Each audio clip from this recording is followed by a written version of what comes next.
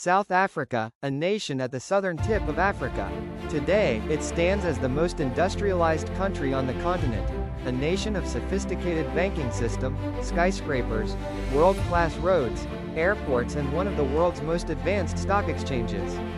But behind this modern success lies a dramatic story.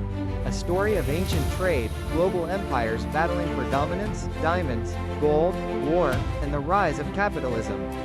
For a moment in history, South Africa supplied a quarter of the world's gold, with output peaking at over 1,000 tons a year in the 1970s. The ground beneath Johannesburg held riches so vast that the world would change because of them. From dazzling diamonds like the colonization, to deep gold reefs that reshaped nations, the lure of wealth drew thousands into the city of gold, producing powerful mining magnates known as the Randlords. But how did it all begin?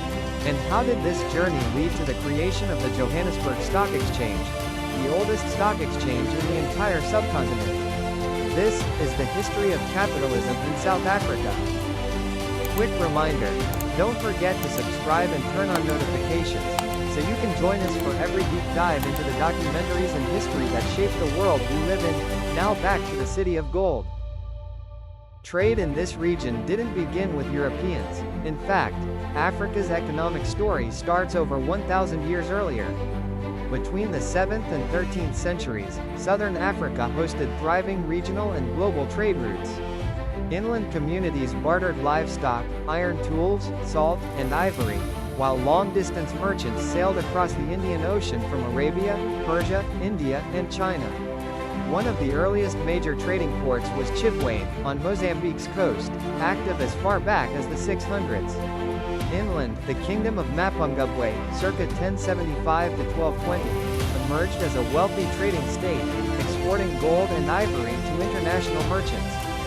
These were advanced societies participating in a globalized world long before European arrival. By the 1500s, Portuguese explorers began rounding the Cape, a dangerous route that claimed countless ships. They traded with the Khoisan, altering local trade patterns, but the sophisticated African economic systems had already been in motion for centuries. Everything changed in 1602, when the Dutch East India Company, the VOC, was established.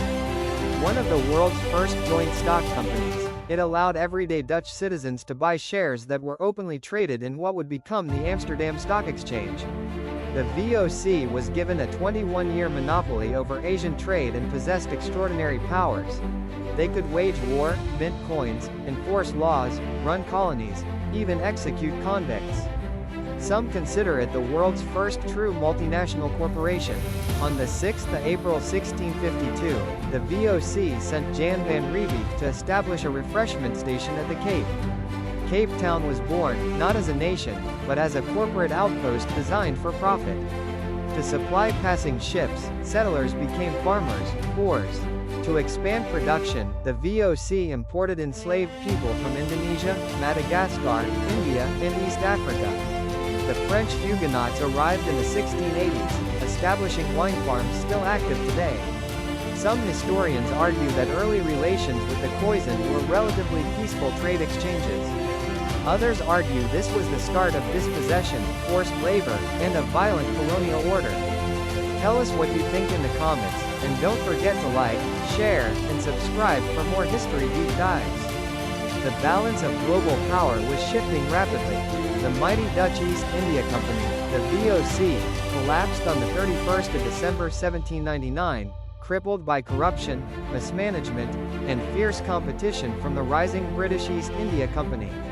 Its debts and overseas territories were absorbed by the Dutch state, leaving a vacuum at the southern tip of Africa.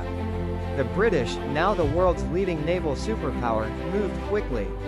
In 1806, they seized control of the Cape Colony, instantly transforming the region's political and economic landscape. For the Dutch-speaking settlers, who would soon be known as Boers, this takeover was more than a change of government. It was a threat to their culture, autonomy, and way of life.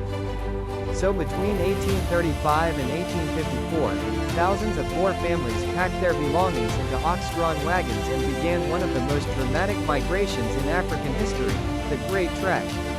Their journey inland brought them into direct contact with powerful Bantu-speaking kingdoms, including the Ndebele, Zulu, and Basutu. Clashes over land, cattle, and sovereignty sparked decades of conflict, shaping the future borders and power structures of South Africa. By the mid-1800s, the Boers established two independent republics. The South African Republic, Transvaal, 1852, the Orange Free State, 1854. These states were built on strict land control, agrarian economies, and political systems excluding the African majorities. At the time, they were remote, rugged, and seemingly ordinary farming territories. But that illusion didn't last long, because in 1866, a farmer's son found a sparkling stone near the Orange River, a discovery that unleashed the world-famous Kimberley diamond rush. And just 20 years later, in 1886, prospectors struck gold on the Witwatersrand, revealing the richest goldfield ever discovered on Earth. Almost overnight, these once isolated Boer territories became some of the most valuable lands in human history. Fortunes were made, cities erupted from the dust, and global powers turned their eyes toward the mineral wealth of South Africa, setting the stage for the economic revolution that would follow.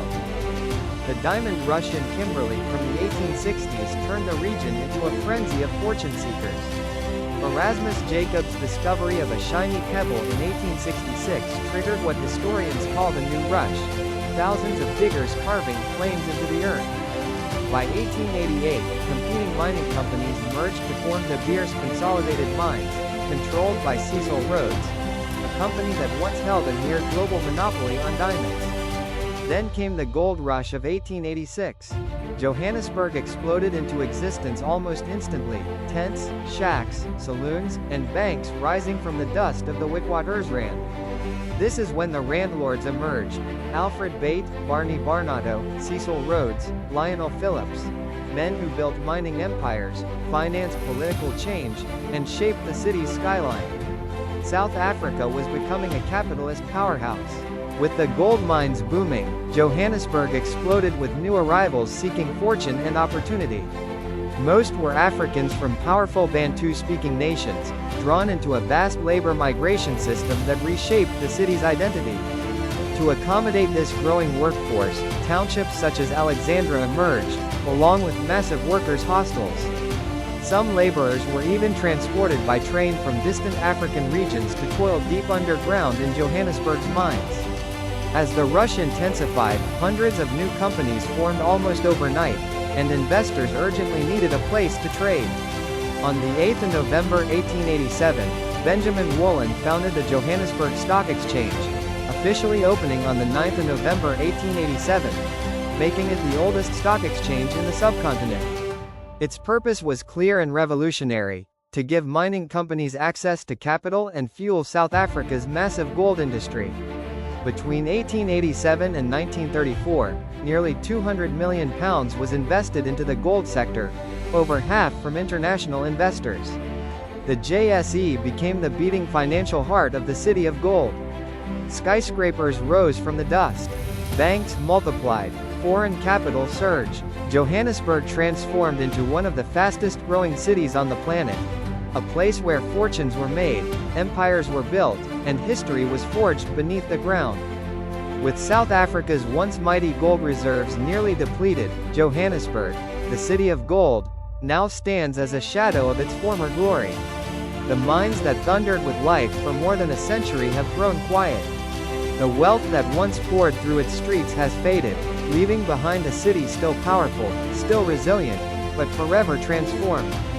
Yet its legacy remains unmistakable. From colonial power struggles and mass migrations, to diamonds, gold, and the birth of global finance, the rise of Johannesburg mirrors the rise, and the enduring challenges, of modern South Africa itself. A city born from conflict, shaped by ambition, and forged in the relentless pursuit of opportunity. Johannesburg may no longer shine with the gold that built it, but its story continues to echo through history, a reminder of how empires rise, how cities are shaped by their resources, and how people adapt long after the gold runs out. If you enjoyed this journey through time, make sure to like, share, and subscribe, and let us know in the comments. Which part of this history surprised you the most? Thanks for watching the video. Stay tuned, more deep dives into the stories that shaped our world are coming soon.